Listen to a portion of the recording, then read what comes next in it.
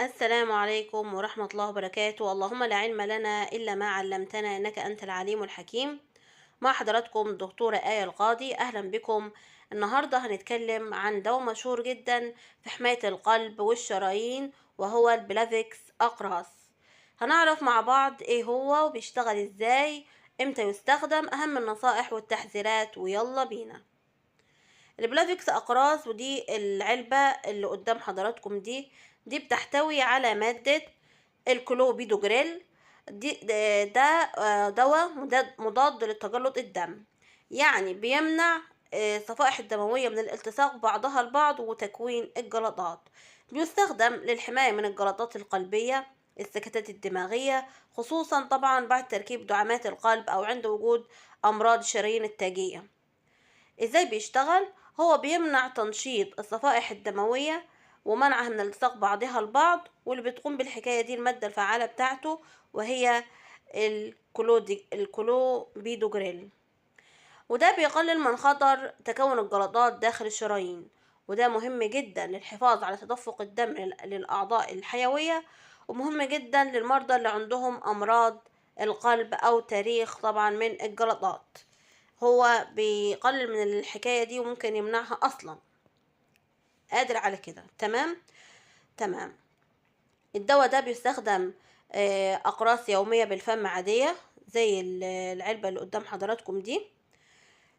الجرعة بتختلف حسب حالة المريض وحسب طبعا رؤية الطبيب وقرار الطبيب. ممكن يستخدم مع أدوية أخرى للقلب زي الأسبرين، ولكن تحت إشراف الطبيب، لأنه الأسبرين برضو ليه دور في منع الجلطات. في حالات معينة ممكن نستخدم الاتنين مع بعض، بلافيكس والأسبرين، وغالبا بيختاروا الأسبرين بروتكت. بس أيا كان لازم تحت إشراف الطبيب.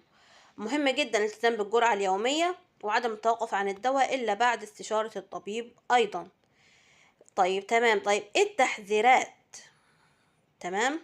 والملاحظات الهامة اللي ممكن ناخدها على البلافيكس أقراص: لازم متابعة فحوصات الدم، مهمة جدا خاصة لمن يعانون من مشاكل ونزيف، أو في عندهم مشكلة في الكبد، لأن الكبد برضو لما يكون فيه مشكلة بيأثر جامد في الموضوع ده، لأنه الكبد ليه دور في موضوع تأثير على سيولة الدم والجلطات. ممكن بيعمل أعراض جانبية محتملة زي نزيف، كدمات سهلة، ممكن بيعمل دوخة أو صداع. وفي أعراض نادرة لكنها خطيرة، يعني هي مش بتحصل كتير، بس لو حصلت بتبقى خطيرة، زي نزيف داخلي أو حساسية أو مشاكل في الكبد أو كرات الدم. ممنوع للمرضى اللي عندهم نزيف نشط أو حساسية للدواء ده إنهم ياخدوه. تمام. في حاجة مهمة جدا لازم ناخد بالنا منها. الحاجة المهمة دي، لازم نتجنب التوقف المفاجئ عن البلافيكس.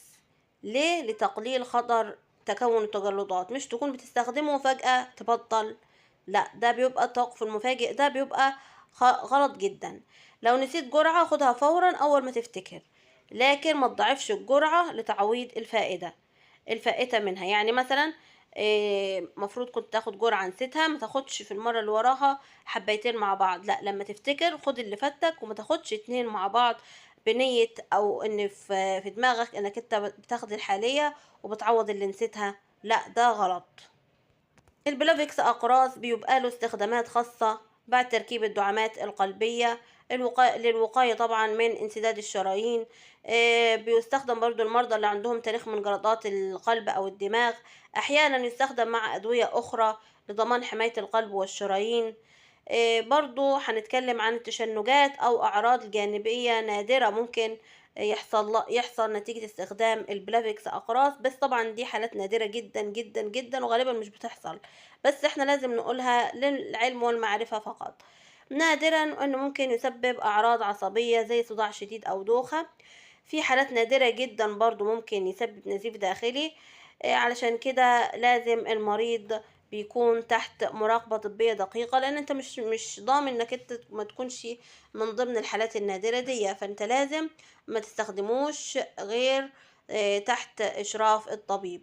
أي أعراض غير طبيعية أثناء استخدامه لازم إبلاغ الطبيب فورا، علشان يعرف يتعامل مع الأعراض دي ويعرف سببها، ولو كان بسببه نوقفه ونشوف حاجة تاني مناسبة، أو يخفض الجرعة، وأيا كان هنشوف حل الموضوع ده. وبكده نكون خدنا جولة كاملة عن البلافكس، أقراص، استخداماته، الفوائد بتاعته، آلية العمل. اللهم اجعل هذا العلم صدقة جارية عنا. وما تنسوش لايك وشير علشان الكل يستفيد. ولو مش مشتركين في القناة، سبسكرايب وفعلوا الجرس ليصلكم كل جديد. وانتظرونا في معلومة جديدة. ولو عندك أي تجربة أو سؤال عن البلافكس اكتبوا لنا في التعليقات وهنجاوبكم عليه. وشكرا، والسلام عليكم ورحمة الله وبركاته.